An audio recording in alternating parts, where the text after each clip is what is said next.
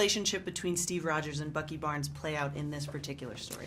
It's very relevant. You know, it's a very personal struggle for Steve. Steve always tries to take his emotions out of the equation. He always tries to think of the greater good. And when it comes to Bucky, it's a very personal situation. And so it's easy to become human and to let your emotions fog and cloud your judgment. And Bucky represents something from his past that no one else can match. I don't care how strong his bonds are with his current family. Bucky is his original family, and that can take precedence.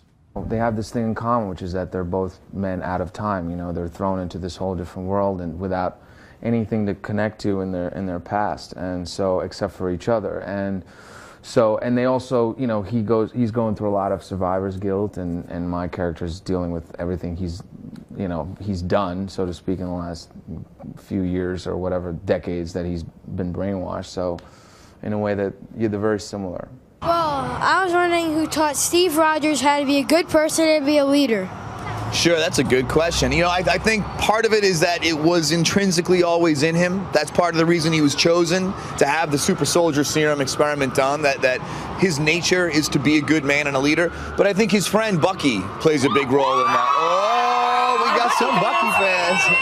Yeah, I think his friendship with Bucky has always inspired him to be a good man. Steve and Bucky that went to Volmir to get the Soul Stone. What do you think is going to happen? Maybe the same thing that did make it. Wow. He would probably be like, I got this. You know, and I would have been like, no, it's I should be doing it. No, I think it would have been a fight, and you know, I would have tried to, you know, I should be the one after everything to take the lead, so to speak. But knowing him, he probably wouldn't let me, but I don't know.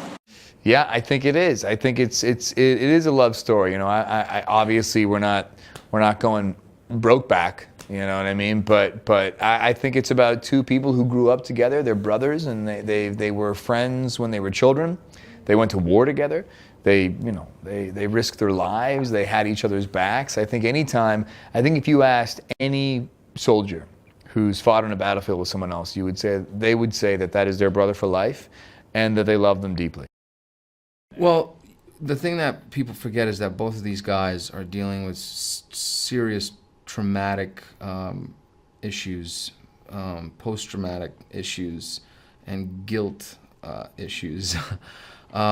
Steve is haunted by the fact that he never went after Bucky when Bucky fell off the train. And he suffers from survivor's guilt, and in a way it's a little bit of that, similar to a person whose family member goes missing and they never really settle, you know, they don't really kind of settle into what really happened. And I think it's similar like that for Steve, and also that he feels responsible for it. He just shouted, "What about Bucky?"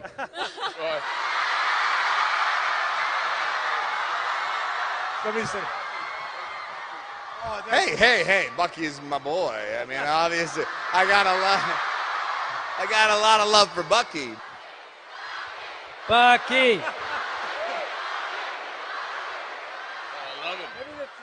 But at least I've been able to reconnect with Bucky. Peggy is a lost love, and I think that's. Yeah, so. Can I just? But what about Bucky? Bucky. But Bucky. Bucky.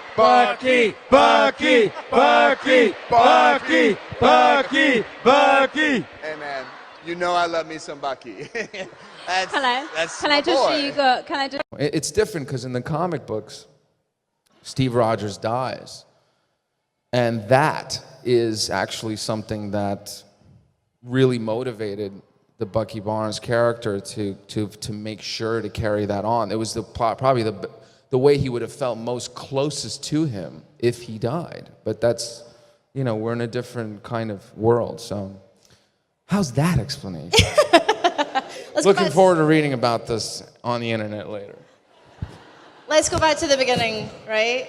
So Steve Rogers is obviously motivated by preserving the friendship that he has with this guy from the 1940s. That's the last piece of his history, his home. So he certainly prioritizes that over the current family he has today. I've always approached that relationship as being very close and one of family. You know, that was my take to it. You know, and those characters are very interlinked because they are the only thing they have to remind them of a past that no longer exists. I mean, again, our approach to those scenes, my approach to those scenes was always to find the truth to it. And the truth was that these guys are actually experiencing something extremely traumatic if you're actually looking at the truth of their experience and you're taking away all the glitter and the glamour of a superhero, superpower, whatever you want to call it. You're talking about two people that are like entirely ripped from a world, thrown into another, and are just doing their best to make the right decisions. And all they have is each other to look to each other. And that journey is what it is, you know, but is it love? For sure it's love. However you want to define that love is up to you, you know? Seb and I have known each other for a long time now. We've been doing this for almost 7 years. So it's old hat now, and there's certainly a comfort level, and I think my relationship, Steve's relationship with Bucky is my favorite, in the Marvel universe that I've been able to convey. So anytime we get to kind of color in those moments, given all that we've gone through, it's the most rewarding as an actor, and I think it's the most rewarding for Steve. Aside from the fact that they have history together, obviously they grew up as friends in Brooklyn, so they have a past, but I think they both lost quite a bit.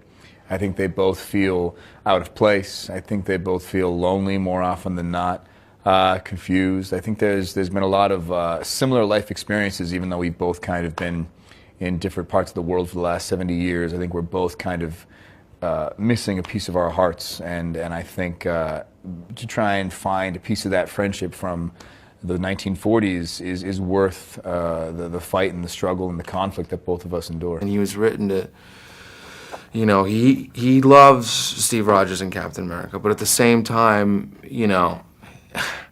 I mean, what are you going to do? You're this guy that comes in a suit suddenly and, things are just going to get better. Have you ever seen someone's head blown off? You know what I mean? I think he's very real about certain things. So I think there's been a lot of change and growth. I mean, it's been tricky because you have a guy who's very selfless and he's very magnanimous, and he's the biggest guy in the room, emotionally and in terms of maturity.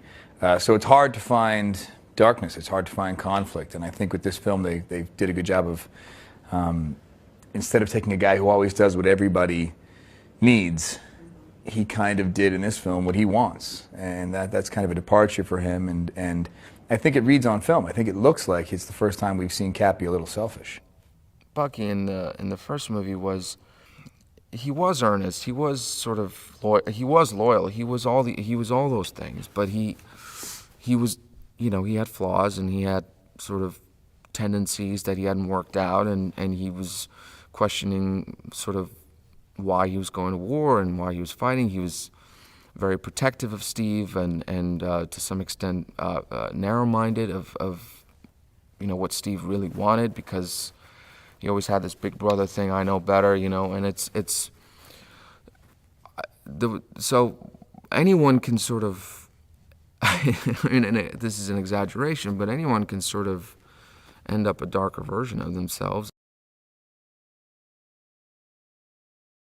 Even in the way that their relationship was depicted in the comic books and how Bucky was younger and so on, I mean, he was always the guy that was sort of doing the dirty work, behind the scenes.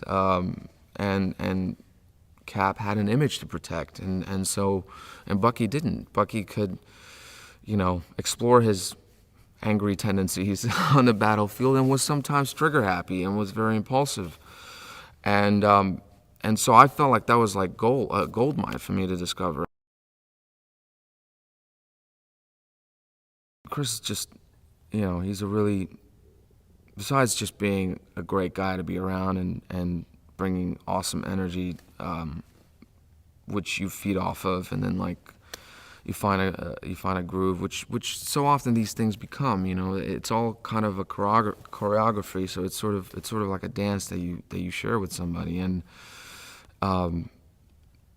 there's so many little technicalities about spacing and kind of energy and speed, and sort of the whole thing like crescends into a whole different piece, and then it moves into a slower section. I mean, so it's like if you have someone that you can vibe with to do that, then it's great. And we had that on the first one, and I mean, you know, I've seen him on and off over the years, but for us to come back and kind of pick up where we left off was very easy.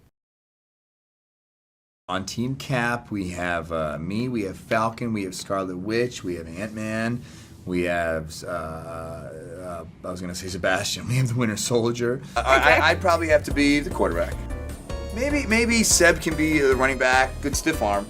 Well, it's funny. I think if you look at Sam, he just really does not understand why we're helping Bucky. Like, we just need to get rid of Bucky because he's a nuisance and a bad person. But you know, the reality of it is Bucky and Steve have a bond and a kindred spirit that they've had since they were kids. And Sam understands and appreciates that. That's why he always goes with Cap to help Bucky. Steve and Bucky, come on, you kidding me? Close your eyes, clear your mind. Yeah. Who are best friends in the Marvel Universe? You would immediately jump to these, right? Because it was that idea that bonded them together from so long. What the movies got so right was showing that relationship go from him looking up to Bucky, seeing, you know, Bucky be that GI that he wanted to be so badly, and then him surpassing him in such an interesting way, but still having that friendship. Yeah, and you see it perfectly in Endgame, right? Where he's fighting himself, and the only thing that he can break his concentration with is telling him that Bucky's still alive.